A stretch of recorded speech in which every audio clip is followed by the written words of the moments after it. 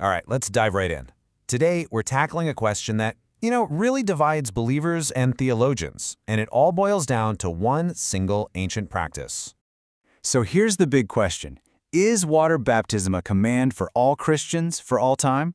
Or was it a temporary thing, meant for a specific group of people in a specific era? We're about to unpack one very particular take on that. Now, to get our heads around this, we're going straight to the source material, a collection of theological works that builds a really specific case. And just to be clear, our job here isn't to agree or disagree, right? We're simply here to explain the logic they present step by step. Okay, so to really get to the heart of this argument, the source material says we have to go way back.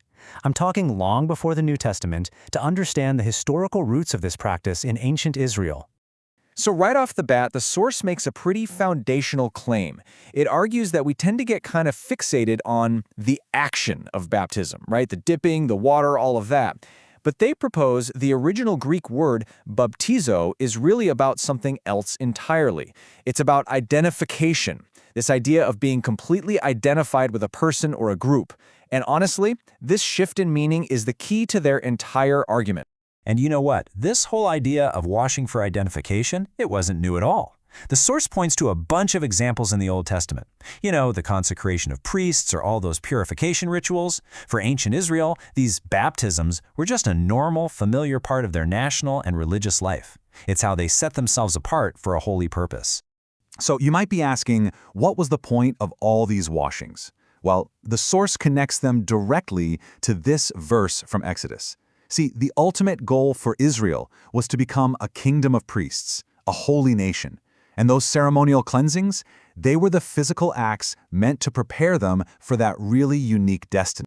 And that brings us forward in time now to John the Baptist and the ministry of Jesus. Which leads to a pretty obvious question, right? If the Jewish people were already familiar with ceremonial washing, what was so revolutionary about what John the Baptist was doing? I mean, why did huge crowds flock out to the middle of nowhere to see him? Well, the source says the answer is right there in John's own words. He says his whole purpose was singular, to make manifest, or, to reveal, the Messiah, but specifically to Israel. So his water baptism was the specific tool he was using for that big national introduction. And according to this view, this wasn't just about individual sins. No, it was a national call to repentance. The entire nation of Israel was being summoned to cleanse itself, to get ready for the king and the kingdom they had been promised for centuries.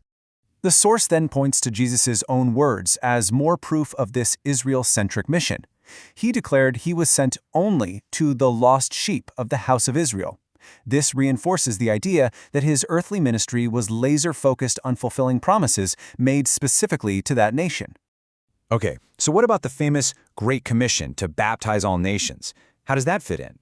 Well, the source places it squarely within this exact same context. The argument is that this command was given to Israel's 12 apostles for their specific mission, to establish that earthly kingdom from which a purified Israel would then be a light to the rest of the world. But then, the timeline gets interrupted. A new figure shows up with what the source describes as a totally different mission, the Apostle Paul. And when you put them side by side like this, the contrast is, well, it's pretty stark. The 12 were told to go baptize all nations. Paul says he was sent not to baptize. The 12 preached the gospel of the kingdom. Paul preached the mystery.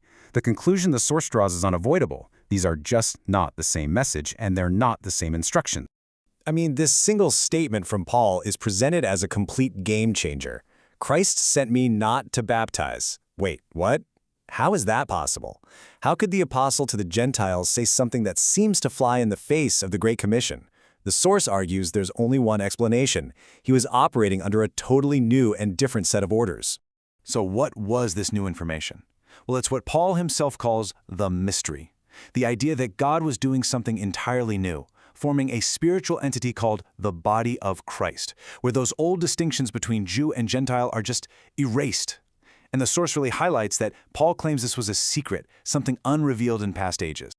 This brings the argument to its conclusion. What is the one baptism that's relevant for believers today? In his letter to the Ephesians, Paul declares there is now only one baptism. So, if you follow the source's logic, if water baptism was part of Israel's kingdom program and Paul wasn't sent to do it, then what is this one baptism he's talking about?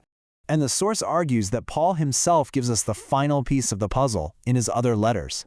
And here it is. The one baptism is presented as Spirit baptism.